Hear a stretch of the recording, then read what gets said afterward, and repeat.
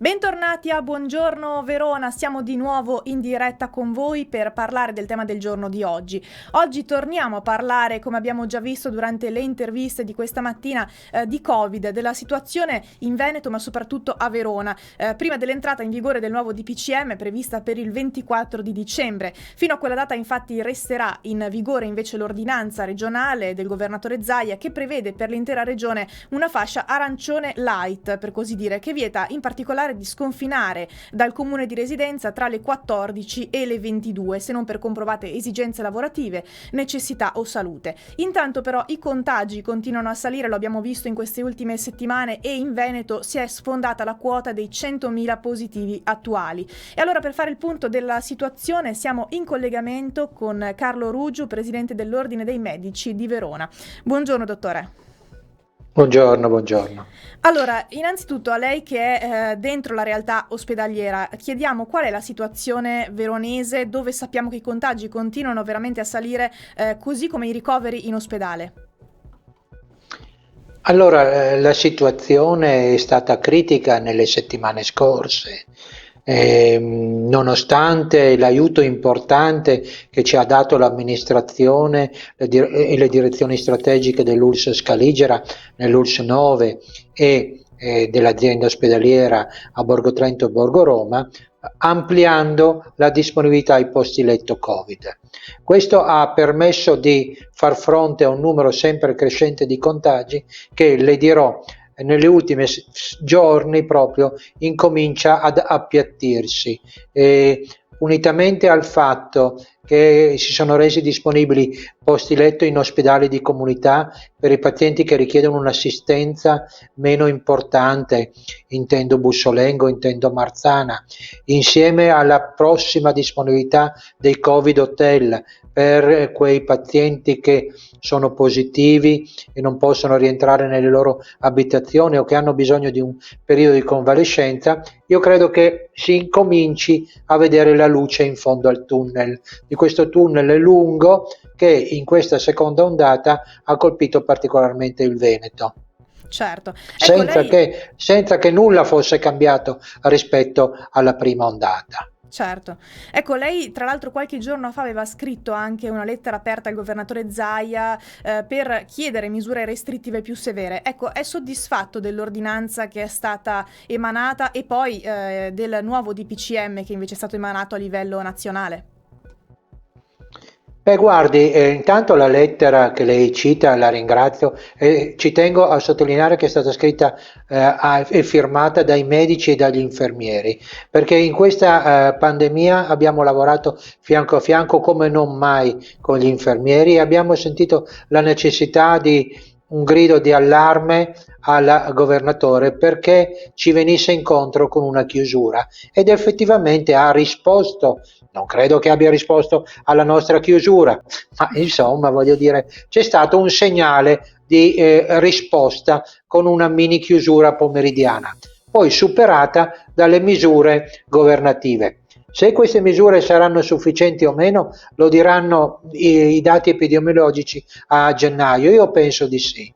Queste chiusure però dovranno essere attentamente rispettate dai cittadini, anche all'interno delle case, perché ricordiamo che viviamo in uno Stato libero, in uno Stato nel quale ognuno di noi a casa sua può fare quello che vuole, può invitare 10 persone e la polizia e le forze dell'ordine non hanno il potere di venire a controllare. Quindi ancora una volta sta ad ognuno di noi mettersi una mano sulla coscienza e rispettare tutte le norme prudenziali che vengono consigliate. Ecco, secondo lei il fatto di essere restati per così tanto tempo in zona gialla, nonostante alcuni avessero storto il naso, secondo lei è stato un azzardo? Sa, col senno di poi siamo bravi tutti. Col senno di poi, vedendo i contagi, tanti abbiamo pensato forse era meglio essere zona aranciona, forse era meglio essere zona rossa. Ora guardi, io le dico, sono daltonico, non mi interessa di colori. Le posso dire che molto probabilmente una chiusura un po' più anticipata sarebbe stata più utile e in maniera da arrivare al Natale più sereni. Tenga presente che qui è una coperta molto corta, che deve guardare in primis assolutamente al problema sanitario, perché il primo problema da risolvere è quello sanitario. Se si risolve il problema sanitario, questo avrà delle ripercussioni favorevoli a livello economico e permetterà di aprire le scuole in sicurezza, che è questo anche il nostro, non nostro, ma l'obiettivo della nostra società. Ecco, con il vaccino che dovrebbe arrivare, sappiamo il 27 dicembre arriveranno le prime 875 dosi a Padova e a gennaio dovrebbero arrivarne anche altre per gli altri 7 hub del Veneto. Ecco, potremo recuperare qualcosa con questo vaccino, anche se poi ora è uscita un'altra preoccupazione che riguarda la variante del Covid che è emersa in Gran Bretagna. Allora, partiamo subito dalla variante inglese. La variante inglese si caratterizza per una variazione della proteina spike, che è la proteina di superficie che determina la contagiosità del virus. E pare, da questi primi studi, che questa variante inglese non influisca sulla efficacia del vaccino. E questo è il primo dato positivo. Per quanto riguarda l'efficacia del vaccino, io mi auguro che un numero massiccio, prevalente di italiani accetteranno e vorranno farsi vaccinare. Tenga però presente che serviranno tanti mesi per raggiungere quel 70% di popolazione italiana, quindi un circa 45 milioni di italiani per raggiungere l'effetto gregge. Quindi non aspettiamoci miracoli dal vaccino. Il vaccino farà la sua parte, la ricerca medica continuerà a fare la sua parte, a ricercare una terapia efficace nei confronti del Covid, e io mi auguro che andando su questi due binari potremo verso la fine del 2021, all'inizio del 2022, guardare con un certo ottimismo al futuro. Quello che penso è che i prossimi mesi, tutto l'anno prossimo, dovremo convivere con questo virus, quindi convivere con la mascherina, con l'igiene delle mani, col distanziamento e con tutto quello che ne viene e che purtroppo non è stato fatto l'estate scorsa.